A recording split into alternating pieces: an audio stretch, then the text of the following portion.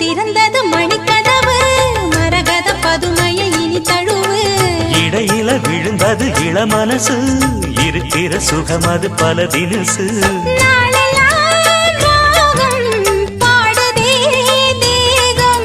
வாழ்வெல்லாம் யோகம் வாழ்த்துதே யாவும்